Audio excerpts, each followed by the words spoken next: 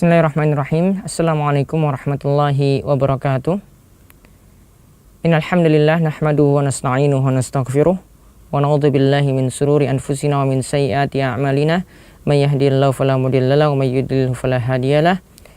Wa asyhadu an la ilaha illallah wahdahu la syarikalah wa asyhadu anna Muhammadan abduhu wa rasuluh. Allahumma shalli ala nabiyyina Muhammadin wa ala alihi wa man tabi'ahum bi ihsanin ila yaumiddin. Kaum muslimin yang semoga selalu mendapatkan hidayah dan taufik dari Allah Subhanahu wa taala. Alhamdulillah, kita akan melanjutkan kembali pelajaran kita dari kitab Matan Abi Syuja, pelajaran fikih yang pada kali ini sampai pada serial ke-8, yaitu setelah sebelumnya kita membahas tentang wudu, yaitu tata cara wudu yang dijelaskan dengan rukun dan juga sunnah-sunnah wudu. Pada kali ini kita akan melihat apa saja yang membatalkan wudhu sebagaimana yang disebutkan dalam kitab Matan Abi Syuja. Beliau katakan bahwasanya yang membatalkan wudhu itu ada 6 perkara.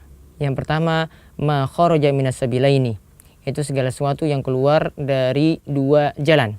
Yaitu segala sesuatu yang keluar dari dua jalan.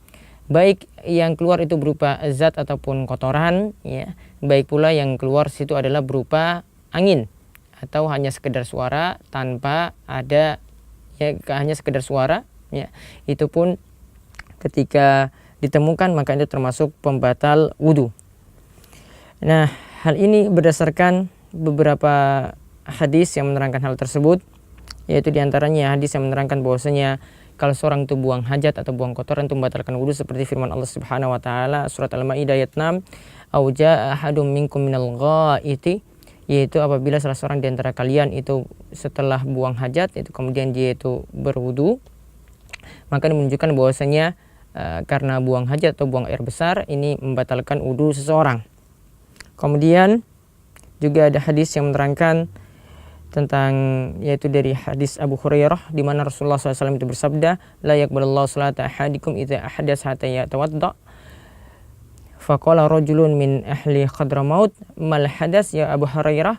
Qala fasa au darrat.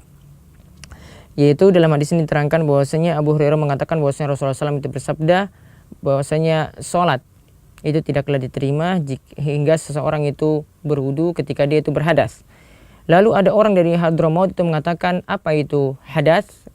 Dia mengatakan pada Abu Hurairah, apa itu hadas wahai Abu Hurairah? Kemudian Abu Hurairah itu mengatakan fasa wa darrat, ya, di mana fasa wa darrat ini sini adalah suara yang keluar ketika kita itu kentut. Ya, suara yang keluar ketika kita itu kentut. Ketika kentut yang keluar itu baik bersuara, ya, baik dengan bersuara ataupun mengeluarkan bau.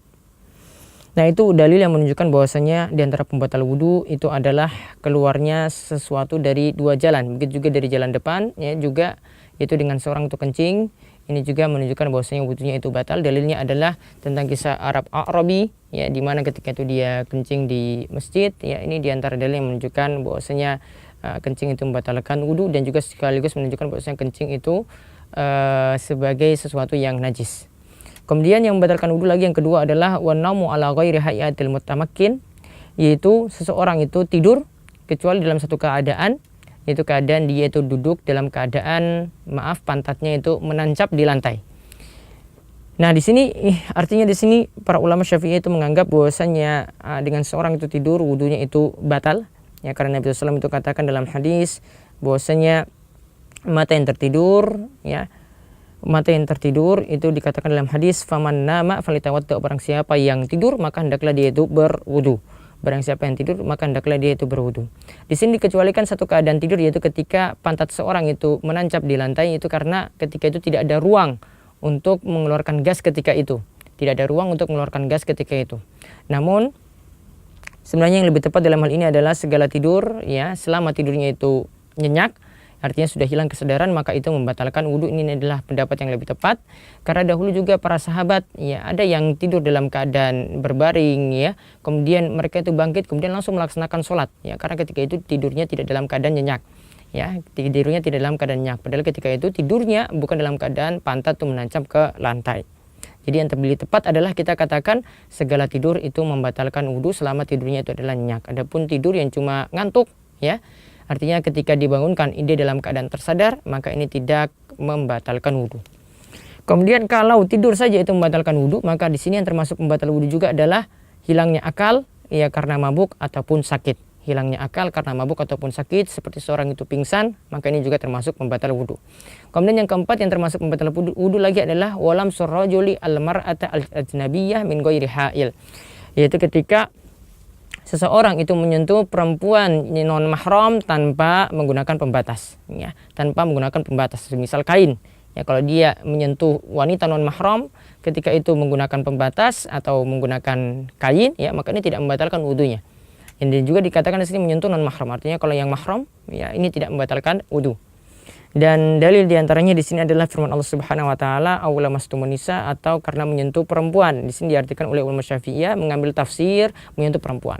Namun ulama yang lainnya itu mengatakan bahwasanya lamastumun nisa di sini bermakna jima, ya, yaitu wudhu itu bisa batal itu ketika berjima. Ya, wudhu itu bisa batal itu ketika berjima, tidak ketika cuma sekedar menyentuh perempuan, ya. Ketika itu wudhunya itu tidak batal. Walau alam yang lebih tepat adalah kita menggabungkan di antara pendapat yang ada, kita katakan bahwasanya menyentuh wanita itu membatalkan wudhu ketika menyentuhnya itu dengan syahwat. Ketika menyentuhnya tidak dengan syahwat, itu tidak membatalkan wudhu. Ini pendapat yang pertengahan dalam masalah ini. Di antara ulama belakangan yang berpendapat seperti ini adalah Syekh Shalih Al Fauzan. Kemudian yang membatalkan wudhu lagi adalah yang kelima, yaitu ketika seseorang itu menyentuh kemaluan. Di sini dikatakan wasmasul farji wa masu farjil adami bi batinil kaffi, yaitu ketika seorang itu menyentuh kemaluan dengan bagian dalam telapak tangannya. Dengan bagian dalam telapak tangannya. Maka ketika seorang itu menyentuh kemaluan, wudunya itu batal. Ya, ketika seorang itu menyentuh kemaluan, wudunya itu batal. Sebagaimana dalam hadis juga disebutkan, man massa zakaro fala yusalli hatta yatawadda. Barang siapa yang menyentuh kemaluan, maka janganlah dia itu salat sampai dia itu berwudu.